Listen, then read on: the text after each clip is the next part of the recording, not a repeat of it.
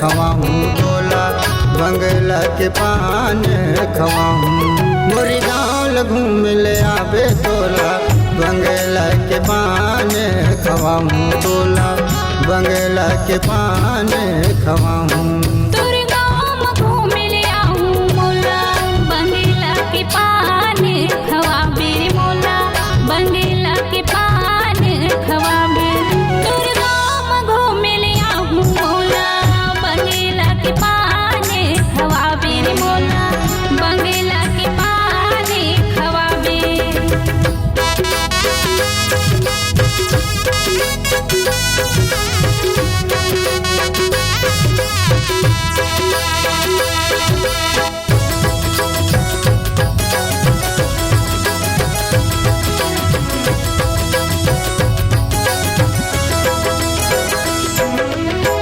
तेरे हो के ठेलम रानी पान बनवाऊं, तेरे हो के ठेलम रानी पान बनवाऊं।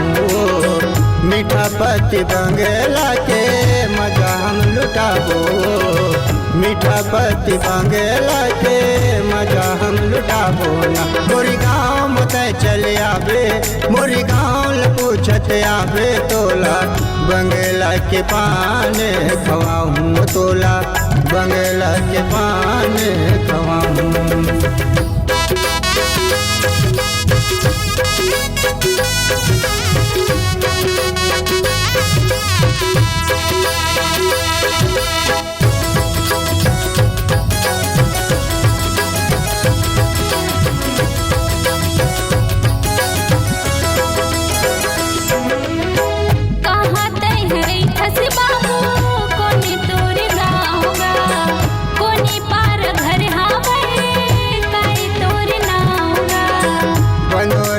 तीर महारानी जिरौनी मुर्गाओ, टिकटर चला था विजया गाँव।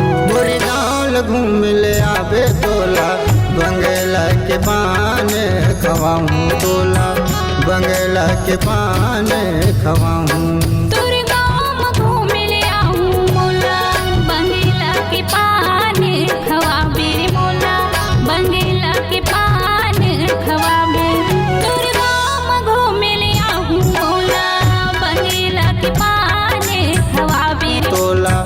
बंगला के पान खवा।